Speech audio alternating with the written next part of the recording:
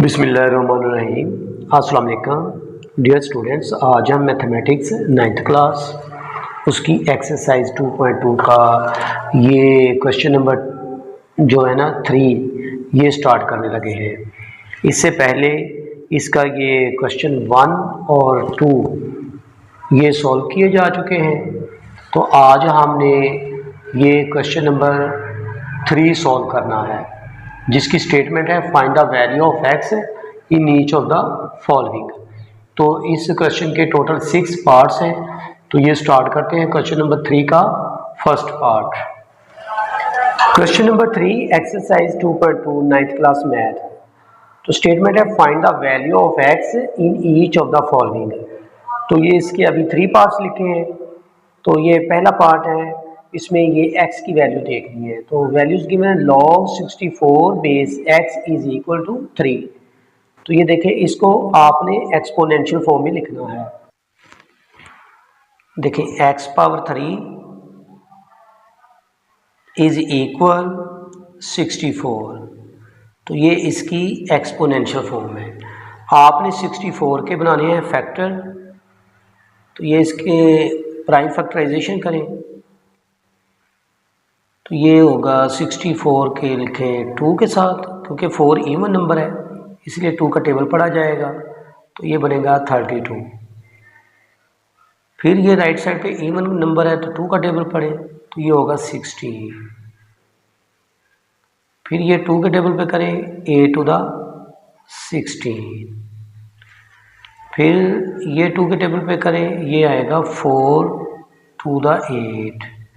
फिर ये 2 के टेबल पे करें तो ये आएगा 2, ये होगा 2 1 टाइम 2। अब ज़रा देखना आपने ये कि इधर भी ये पावर 3 आपने बनानी है। तो वो कैसे बनेगी? तो ये देखें 2 टू द 4, 2 टू द 4 और ये 2 टू द 4, मतलब ये 4 ये 4 ये 4 मल्टीप्लाई होंगे तो 4 पावर 3 वैल्यू बनेगी। तो ये लिखें x पावर 3, ये 4 पावर 3। वैसे तो ये 2 पावर 2 बनता था, तो चूंकि हमने इसको सॉल्व करना है, x की वैल्यू फाइंड आउट करनी, इसलिए इसको 4 पावर 3 में लिखा है। तो आपको ये पता है कि जब पावर्स आपस में इक्वल हो तो बेस भी आपस में इक्वल होंगे। तो इसलिए x की वैल्यू बनेगी 4।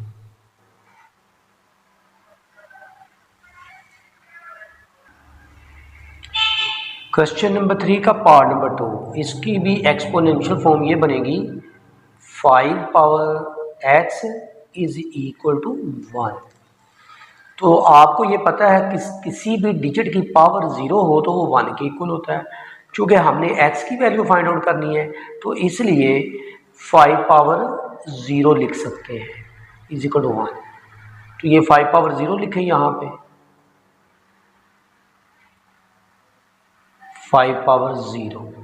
तो ये बेस आपस में इक्वल है तो पावर्स भी आपस में इक्वल होगी, इसलिए x इज इक्वल टू 0।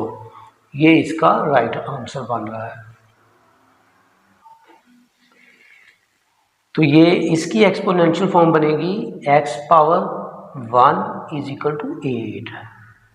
तो जिन वैल्यू की पावर नहीं होती उसकी पावर 1 ही होती है, तो इसलिए x इज इक्वल टू 8 यही इसका आंसर बनेगा। क्वेश्चन नंबर 3 का fourth part, log x base 10 is equal -3। तो यहाँ पे x की वैल्यू फाइंड करनी है।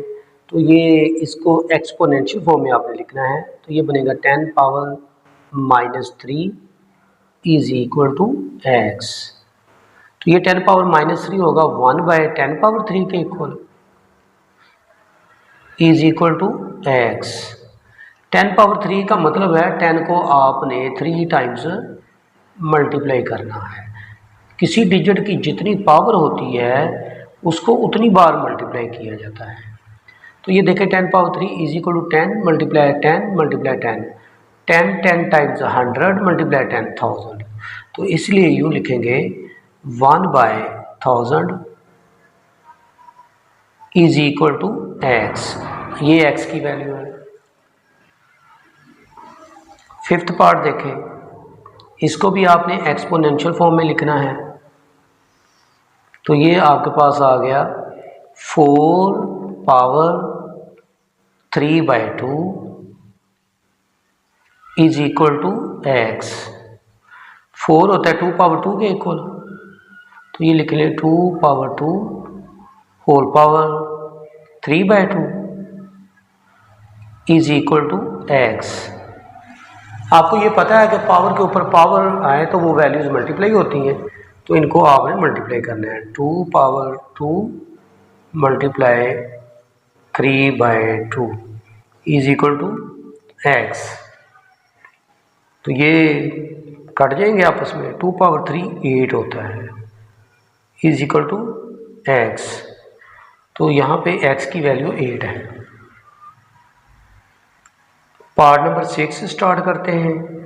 तो इसको एक्सपोनेंशियल फॉर्म में लिखें। 2 पावर एक्स इज इक्वल 1024। अब ये 1024 की आपने प्राइम फैक्टराइजेशन करनी है और इसको बेस 2 बना के पावर में लिखना है ताकि x की वैल्यू फाइंड आउट हो जाए। ज़रा देखें, 1024, तो ये 2 के टेबल पे करेंगे। 5 2 टाइम्स 10 होता है, 2 1 टाइम 2 2 टू द 4।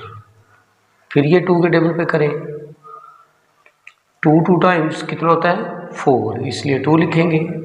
1 इधर कैरी किया, 5 2 टाइम्स 10 और ये 6 2 टाइम्स 12।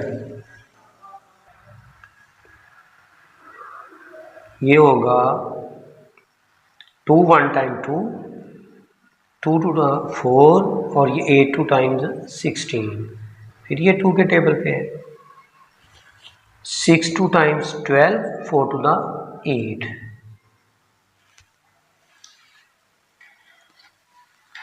तो ये होगा 32। तो फिर ये 2 के टेबल पे ये आएगा 16 2 टाइम्स 32 और ये होगा 8। फिर होगा 4, इसके बाद होगा 2 टू द 4, फिर होगा 2 1 टाइम 2। ये अब ज़रा देखें कितने 2 बांधे हैं। 1 2 3 4 5 6 7 8 9 10। 2 पावर 10, तो ये लिखें 2 power x is equal 2 power 10।